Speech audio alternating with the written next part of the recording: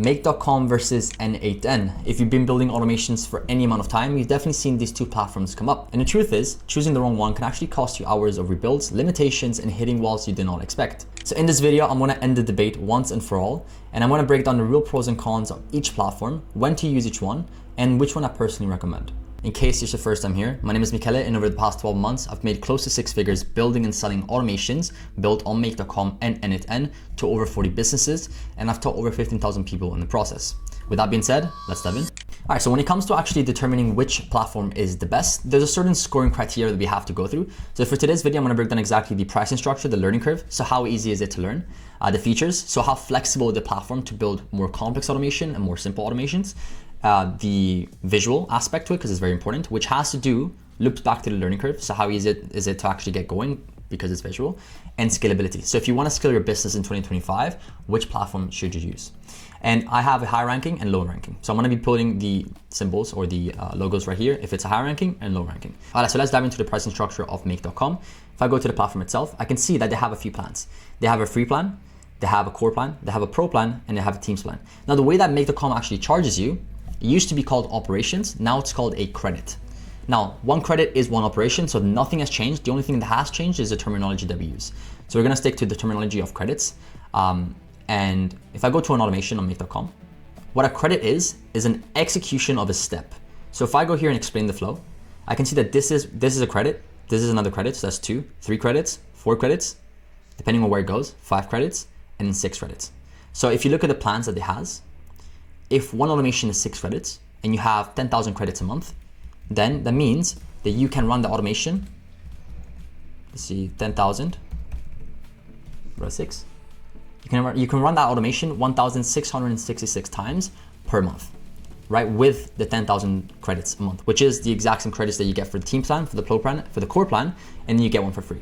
For free, you get 1,000 credits. So if you were to run that automation that has 6 credits, then you would be using around, or you could run it around 166 times for free, right? If you just had the automation running every month, you can run it 166 times without you having to pay a single cent. The idea here is that if your workflow, if your automation is, let's say 100 steps, then you pay for 100 credits, right? Which you can use, you can obviously execute less because you only have 10,000 credits a month.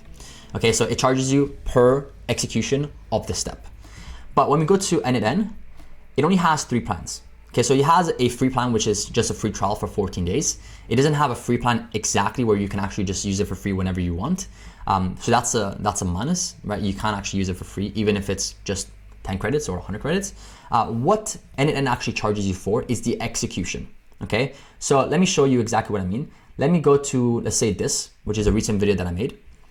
This automation right here has 1, 2, 3, 4, 5, 6, 7, 8, 9, 10, 11, 12, 13, 14, 15, 16, 17, 18, 19 steps, okay?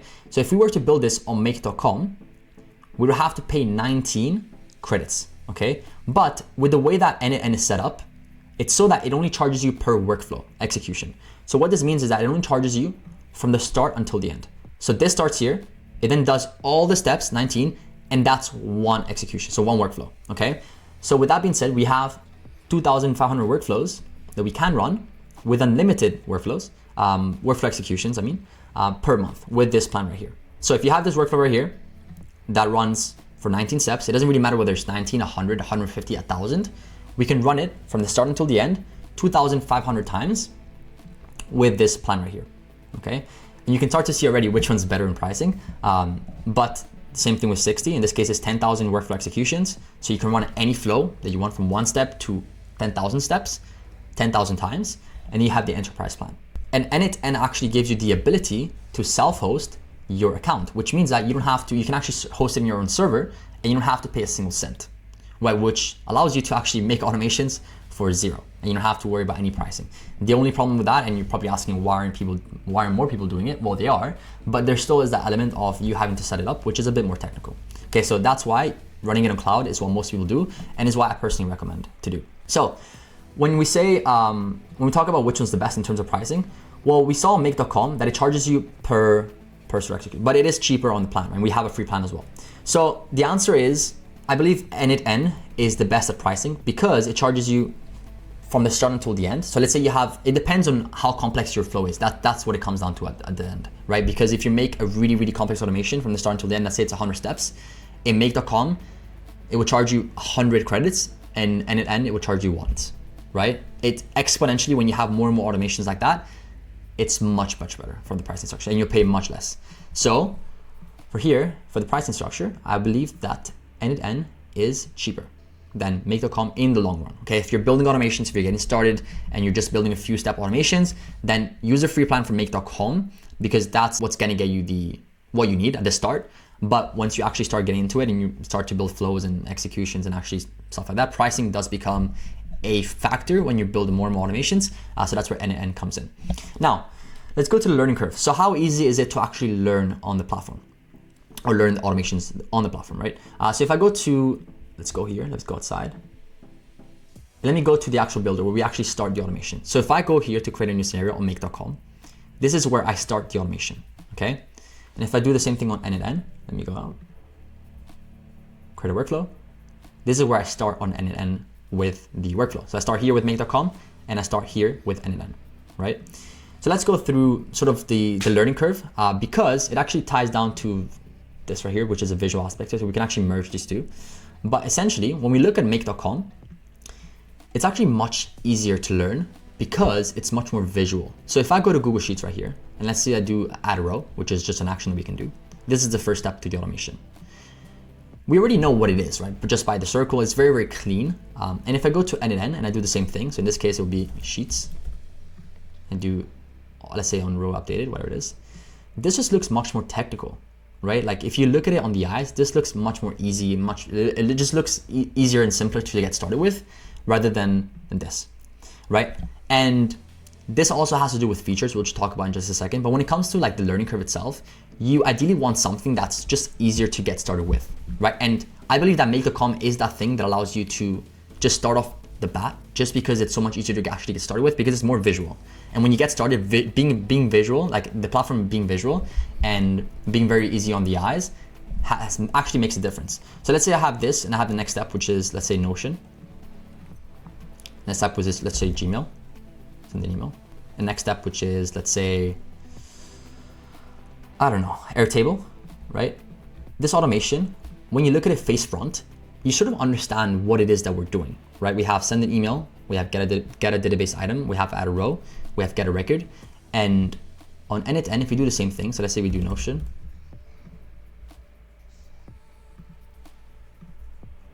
And we do something else, let's say we do Gmail. So send a message. And let's say we do Airtable. Right, this right here on a visual aspect, it just looks more technical on my end, right? Maybe it has to do with the fact that this is black, right? And you can turn it white and it just makes it easier. But when you look at the way that make.com is set up, is set up in circles. So we call this modules, right? And when you look at this, it's much more intuitive than end-to-end when you look at this, because it's blocks, it's smaller, it just signals the code, it just signals more complexity, right? So when it comes to the visual aspect to it, I think make.com really does it. So we can actually price this, or we can add this here. Visual, make.com is the best, end-to-end is worse on the visual aspect to it. And this ties into learning curve, but the learning curve really has to do with a few things. It's actually building automations, like how is it actually, is it easy, is it hard, right? And which one's better? So if I look here into, let's say I go here, just pressing on this step. This is the first step of the automation. This is what you would have to set up. So let me delete these right here. This is the first step of the automation. You can see that it's very intuitive. It's very easy to follow, right? We have connection, we have search method, we have drive, we have spreadsheet ID, which are different things that we have to fill out, right? But instantly you wouldn't get overwhelmed when you look at this like this. But let's say I go to end-to-end and I delete this. Let me go inside the Google Sheet. Instantly, I feel like it's a bit more technical. It just looks like there's a lot of space here, there's a lot of space here. And when you're building complex automations, these are obviously much better. But for a beginner actually getting started, there's more options, right? So there's more options here, which can feel more overwhelming when you're getting started because you don't know what it does. So it having more features, it having more options and being more advanced actually limits you being able to learn when you get started, because you want less is always better when you get started. So end-to-end, when you're building automations here, it doesn't allow you to actually get off the bat and start learning right away as much as make.com does, right? That's where if we're comparing them. So let's say I add a step here and I do set variable, I do x equals y, right? X equals 7. I can now run this, for example. And this is what I get when I run this, right? This is the sort of thing when I run the actual execution, when I run the workflow, this is what it looks like. We have the input, which looks like this. We have the output, we have credit usage, and we have an operation, which tells us, hey, this is the first operation, this is what it is. And we have a summary of the credit, which this recently added, which is great. So this is what the output and input looks like. But on n, if I go here and add the same thing, which is a set node, right? We can go here and already it looks more technical. How do we go around this, right? So if I go here and I put x equals y, you see how it already gives us the option of a string or a number or Boolean array object. These sort of things make sense when you're more ahead in the journey of automation. You understand JSON, you understand data structures, all stuff like that. Whilst here, it doesn't actually tell you, it doesn't give you any options to do that. So what I'm trying to say is that the limit in the features, actually it is better when you get started because less is more. You can get started with the fundamentals, the structure, the basics, and then you can move on to the more complex ones, right? So now I just set it up. Let me do an x, y equals y, and I execute the step. This right here, so let me delete this. If I go here, I can see now that I have the output and the input. So whilst make.com is set up so that you get to see the output and input like this, right, all within one thing. In n, you get to see it on the left and the right hand side.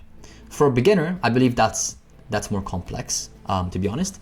And even so, giving you more options that you can use, include other input fields, other options, right? Support.notated, ignore type conversion errors. Like all this stuff for a beginner, manual mapping, they don't really, and JSON, like how are they gonna get started with this, right? It just wouldn't make sense for them at all.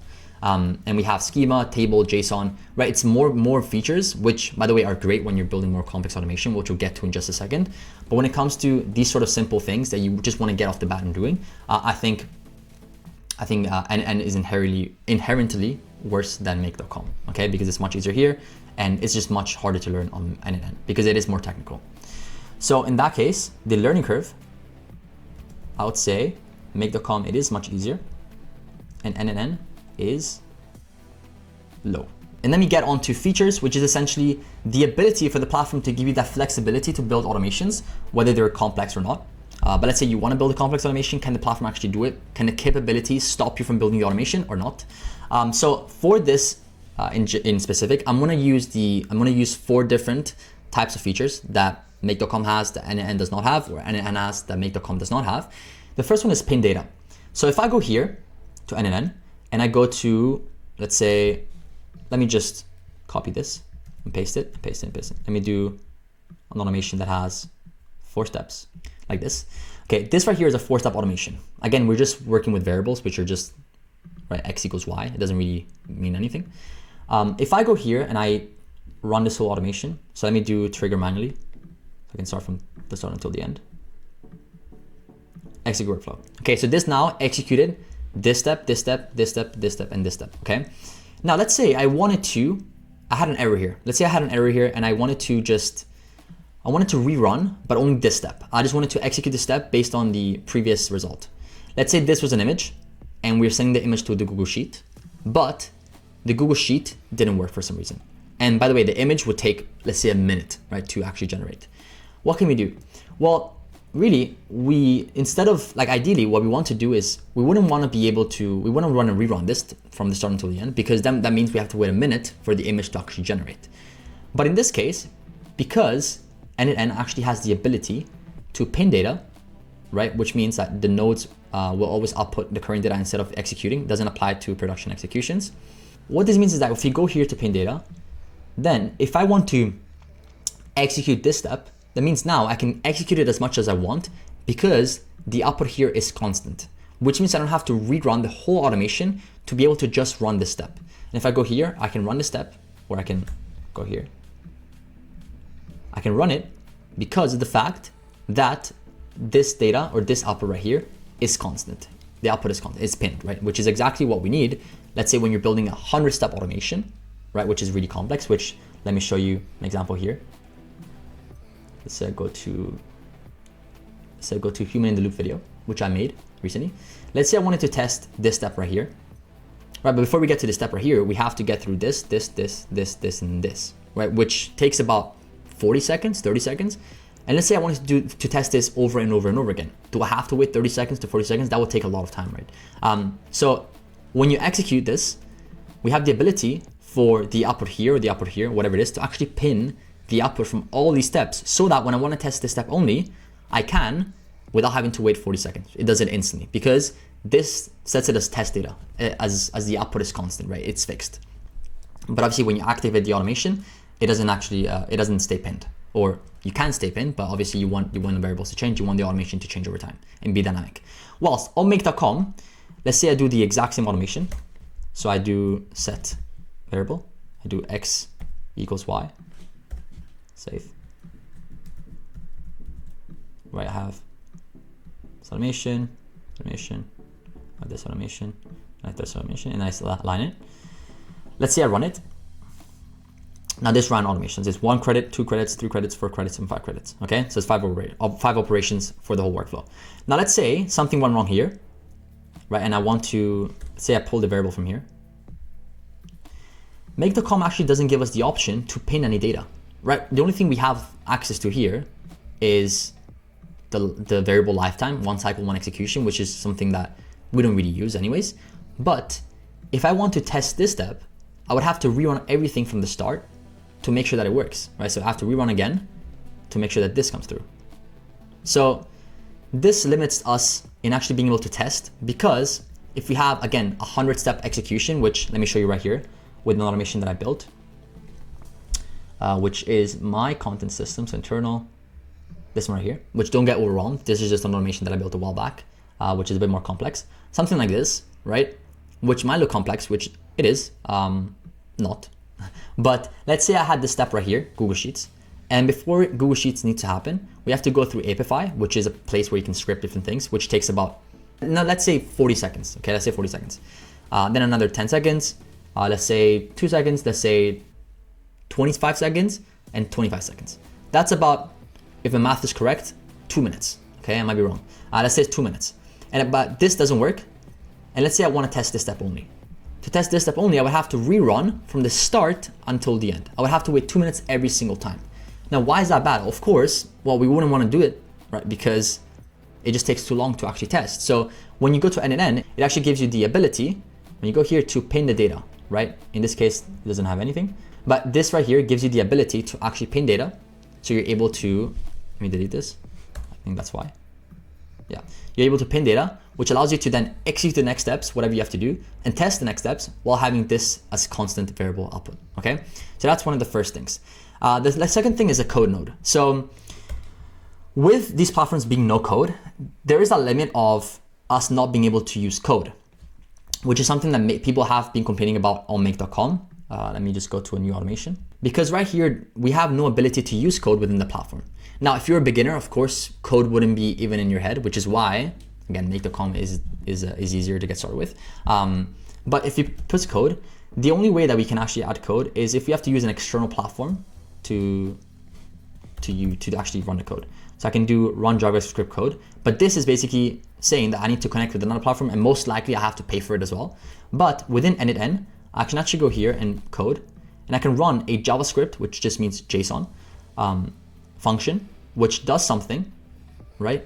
All integrated within initn. So I don't have to pay for an external server. It's all within here, which is great because some automations, of course, are limited by the amount of things that I can do with no code. So that's where code comes in, and we can actually execute different things. We can turn data from one thing to another, all within code, which is very, very powerful. And by the way, we also have AI, which we can ask any questions and it will make the code for us, which is a side thing. But with the fact that we can now use code within initn, that means our workflows can be extensively more complex, right? And we can build more stuff, right? With more features, just because the code node is here, which in make.com we don't have. Okay, if we do, I mean, we can have, but that means we have to connect to external software, which is more complex, and we have to worry about if this works all the time. Okay, so that's the second thing. The third thing here, in terms of features, is the amount of apps that are integrated within the platform, okay? So if I go here, what this means by integrated apps, it just means the amount of apps that are listed on the platform itself. So in this case, as you can see on make.com, there are thousands and thousands. I think there's about 3,000. 3,000 now? Yeah, 3,000. So for example, let's say I wanted to send an email, Gmail, right? Send an email. And this is already integrated, which means now I don't have to set up the HTTP request, which I'll show you exactly what that means. And I can use the make.com's natively integrated module, right? Which is this app. So with these apps being here and having so many apps, it makes it so much easier to actually build automations, especially for beginners, because they don't have to. So let's say you wanted to do Gmail, right? But let's say you didn't find Gmail, but we know we can automate with Gmail. What's the next step that you have to do? Well, in this case, you have to go to the API documentation. You have to set it up using a HTTP request, which just takes time and it's a bit more complex for someone who's starting out, right? And then you have to set up the method and the headers and the query string, the body type JSON, whatever it is, which makes sense after a while when you actually build automation step by step over time. But when you're getting started, I feel like if you have more apps integrated within the software like this, you have more flexibility, you can get started right away, right? So let's say Asana wasn't something that you had in here. What you have to do is go to the API documentation and then find everything there. So what I'm trying to say is that with all these apps being integrated within make.com and the platform itself, it makes it so much easier for us to actually build automations and get starting right away. Whilst on n8n, we have this one here. And if I go to the on app event, if I scroll through, there are still a lot of apps. And again, make.com or n8n is actually making a good job in adding more and more, but there aren't, as you can see, it just finished, right? From the start until the end. And that was, I think there's about 400, 450. So if you want to do an app, so let's say you wanted to do Asana. Well, I mean, actually, I think Asana's here. Yeah, but there's a chance that the Microsoft Word, for example, is not here. Whilst on make.com, Microsoft, yeah, I think it's here. Microsoft Word templates, right? So let's say you wanted to use Microsoft Word. You can do it here, but on n8n you can't do it here. Which means that you have to go through the way of the API documentation, setting it up using HTTP, which is a bit more complex. Okay, so that's a fallacy or something bad that n8n has, which is the amount of apps that are integrated within the platform. But again, if you know API documentation, if you understand that part, then this wouldn't really be a problem. It would just be an extra step that you have to do. But sometimes I actually prefer using the API documentation, right? So that's more of a preference that you have. The third one is the error handling. So if something goes wrong within your workflow, what can you do? So let's say I go to Gmail and I want to do, let's do trigger manually. So I start the automation manually. Let me run this manually.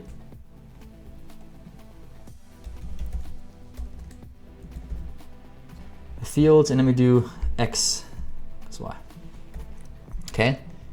So now let's say I added a number, okay? Okay, so let's do, I'm trying to think of something that could go wrong. Okay, let's do something like this. Right now, this right here went wrong. It means we got an error. We got an error, I know this because there's an X, this is red, right? So if I go here, we can see the error here. Now, the error handling, which is how do you actually prevent errors, or not prevent errors, but go around errors within the platform when you build automations, which is a very, very, very important part of building automations because things go wrong. So how do you make sure that next time they go wrong, there's a way that we can actually mitigate errors? If I go to settings right here, we can see that there's two different types of error handling. The first one is retry on fail, which means that we get to retry 3 times in an interval. And the interval we can decide, right? Which is milliseconds, which is very, very broad. We can try it as many times as we want, and we can try as long as we want per time. And I believe, yeah, in milliseconds. So this 1,000 milliseconds would be 1 second. So that means when this errors out, so let me show you. It will take longer because it's trying 3 times on a 1 second interval. Okay, that's the first part. Let me turn this off. Now we have another 3 different options. So the first one is stop workflow, which is again what we're doing right now. So when we run this, there's an error, it just stops it. Then we have the continue, which means that if I add another step here, so let me do edit, let me do X, Y, I can run this even though there's an error, right? Which is fine, there's an error. But because I put continue, this says I've passed an error message as an item in regular output, which means that we can still continue, it doesn't really matter, we can let it through. And the last one is continue using error output. So what does this mean? This means that if the automation is successful, then we send it one way. If the automation is an error, if there's an error in the automation, then we send it another way. So let's say I wanted to do edit fields, let's do x equals y. And let's say when it was erroring, I wanted to send myself an email. Send a message. Let's do my email. Let's do there was an error. Let's do text. Let's do hey, there was an error. So let's say now I fix this. I make this string. Now it's successful, right? So now I went hit this route. But let's say now I change this to something that I know will error out and there's something that's wrong with the automation. Now I will go down this route. All right, this does not go through just because it is a set node. So let me actually remove this and add a Gmail, right? Gmail set node. Let me do send an email, send a message. Let me write a fake email, right? Let me do hello, hello here. And let me do message hello again. Okay, so now if I put settings and I put continue using error output, which is accessible to most nodes, and go here. If I go here now, this should send it through this way because there was an error, because the email was not valid, right? Let me say invalid email address.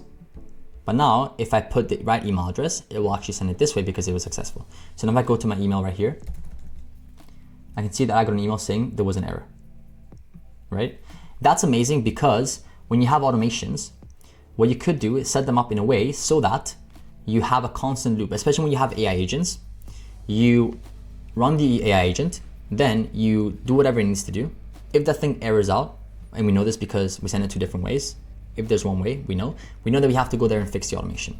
But on make.com, if we go here and I do edit or set node, not set node, set variable. If I go here, I can then go to the add error handler, which is the way that we actually go around errors within make.com. So if something's wrong within the automation, this is what we use.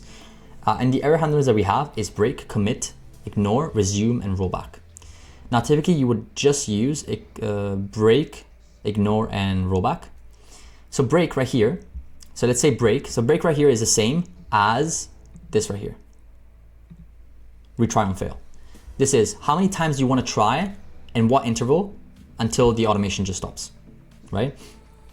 So right here, tools, we can see that the limitations on make.com are very evident. The first one is that the number of attempts, it has to be between 1 and 10,000. So we have a limit in the first place. Then interval between attempts. So we only have, this is minutes, and we can only do from 1 minute to 44,640 minutes. So if I go to NNN, I can see that here we can put seconds. We have milliseconds. So we're able to run this on a milliseconds kind of thing, right? But here it's between minutes. So we have to wait longer to do the actual thing, which is annoying whenever we have to run automations and they error out. We have to wait another minute for something to run, which is just a minus. So that's the first one. And then we have commit, which is basically saying, hey, we can, I believe it's like we can pass through all the information, or we can only execute the next steps if this is successful, which, I mean, I haven't really used it that much at all. Then we have the ignore. So this is basically saying this right here. It's the same as this, which is continue, which means, hey, we don't really care if it errors out, just keep on going. So it has that. It has then the resume, which is, in this case, it's like test data. So if the data here is, it's a bit more complex, but if the data here is not consistent, so it's not the same or it errors out, we use test data here. So we say hello, right? And then this will be the data that will be used for the next steps. This can be useful, and I have used it before in complex automations. And then we have rollback. It means that it will run the whole scenario only if it fails, and then it lets you undo the actions that you had it. Now, I've never really used this either, which isn't that useful, which means that it isn't useful because I've built hundreds of automation, never used that, so not something to worry about.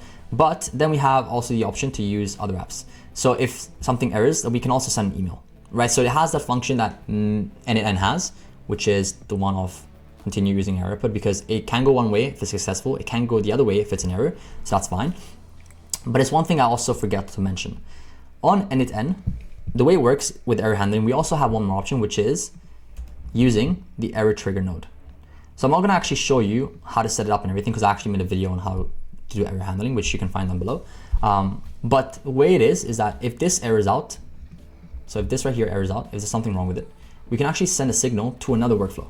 right? So you can have 100 workflows all directed to this workflow right here, and it will catch all the errors from all your organization, which is great in case you want to get notified when something happens. You want something to happen when there's an error here, which is where we use the error trigger, which is something that make.com does not have, right here. So it is limited in the error handling space. And I believe that the error handling on NNN, or error handling in general, is a very, very important aspect of automations because, again, things don't go away all the time.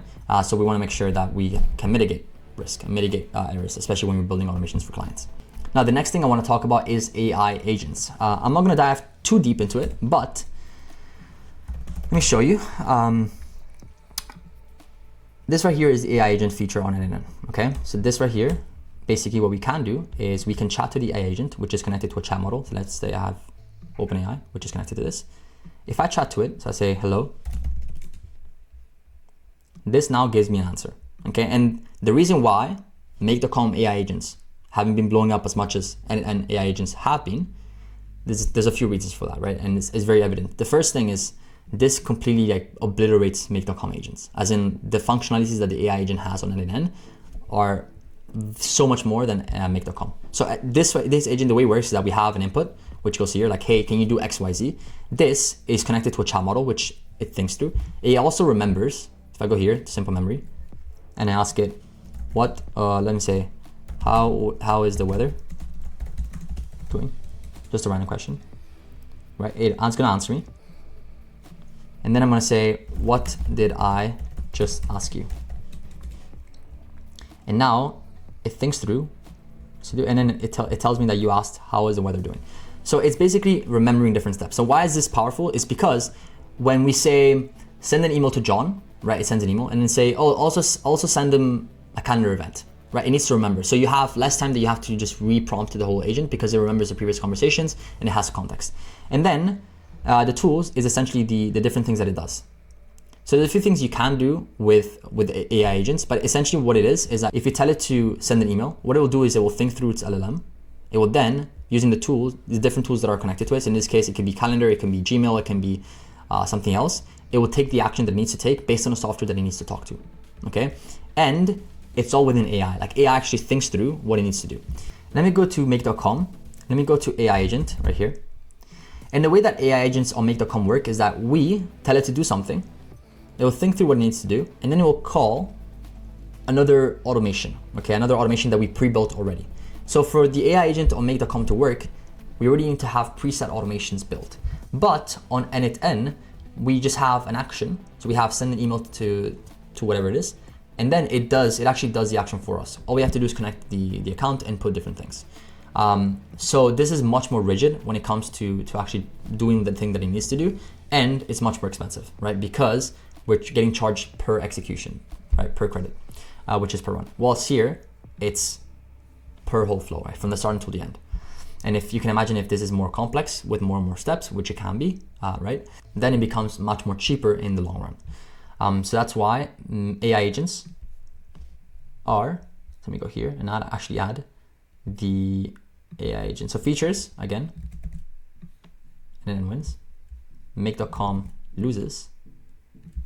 And then features, let's do AI agents. Forgot to add this. Make.com definitely loses, and definitely wins, as you can see by all the videos that you have on the internet about and AI agents. And then we have scalability. So I don't really have to show you anything here, but with being said that NNN charges you from the start until the end, it is much more scalable, right? Because when we have these automations that are built, so let's say we have something like this, right? An AI agent that I built before. This is an AI agent, right? When you want to run this, it is much more cheaper because of the fact that it runs from here until the end. And that's one execution. If you were to do it on make.com, you would literally have every step charging you, right? Which is much more expensive in the long run, less scalable. That's on pricing. Also, because of the fact that the error handling, so the way that you can actually mitigate errors, it's much better on NNN because you have these settings. In this case, you wouldn't see here, but let's say I do, this right here, settings. You can stop the workflow, you can continue using error output, you can retry and fail, you can have another error workflow, you can have all these stuff, you can have a code node, you can have different things. It's much more scalable because There's more stuff that you can do. And when I use end-to-end, I feel like I'm actually building not complex automation, because complex is not always good, but more rigid automations that are more robust, right? So on the level of scalability, end-to-end it definitely is more scalable for a company that's looking to build a lot of automations, right? And more complex automations, right there. So on the pricing level, end-to-end wins, make.com loses. Learning curve, make.com wins. End-to-end loses. Features, end-to-end wins, make.com loses. Visuals, make.com. End-to-end scalability, end-to-end wins. Make.com loses. Same thing as AI agents, end-to-end wins, and make.com loses. So this marks the final question. Which one should you use? Well, the answer is it depends. What does it depend? Well, it depends on what you're using it for. Because if you're a beginner looking to get started with automation, I always encourage you to start with make.com, because it's much easier to use. Yes, it has less functionalities, but that's better, right, on the long run, because it allows you to do less, right, but learn the fundamentals. And then if you want to build more complex automations, then go to end-to-end, right? I've started with make.com. I've made close to 6 figures just with make.com. And now I'm moving on to end-to-end because it allows me to build more complex automations. I can use AI agents in a different way. But I wouldn't learn anything that I've learned. I wouldn't even learn the 10% that I learned if I started with end-to-end, because it's much more complex. It's much more, it just doesn't look appealing. Like, the visual aspect is very important. The pricing doesn't really matter when you get started because you're not really building anything complex. So if you are a beginner looking to get started with automation, make.com is your better bet because it takes you less time. The learning curve is better for make.com. It takes less time because there's less stuff that you have to learn, right? You can understand APIs, which that's the thing that really matters. And it's just more visual, right? And then if you are a more complex automation guy and you've been building automations for a while now and you want to build a more complex automation, then I believe that end-to-end is your best bet. So I hope this cleared up the debate on whether make.com is better versus end-to-end. At the end of the day, these two softwares are pretty much very similar. What you can do on make.com, you can definitely do it on end-to-end, vice versa. If you're starting out, it doesn't really matter. And I've helped over 40 businesses, and I can tell you that it doesn't really matter what you use, right? At the end of the day, it's just about doing it, and what's gonna get you faster is probably make.com because it's much easier to learn.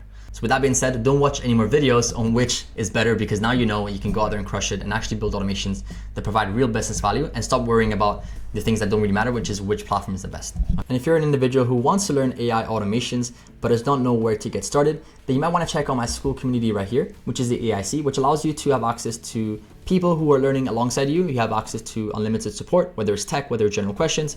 You have classroom section with resources and videos that you can watch, alongside with early access to courses that we're dropping very, very soon, weekly recordings, over 20K in discount codes, and we have 2 weekly sessions, one for Q&A, one for tech support. The community is free, and there is a catch, and the catch is that not everyone gets in. So if you want to apply to be part of our group, then make sure to check out the first link down below. And if you want to dive deeper into end-to-end, then make sure to check out this video on the screen where I show you how I built a system that scrapes any YouTube comment from any video and turns them into fresh, high converting video ideas. With that being said, I'll see you in the next one.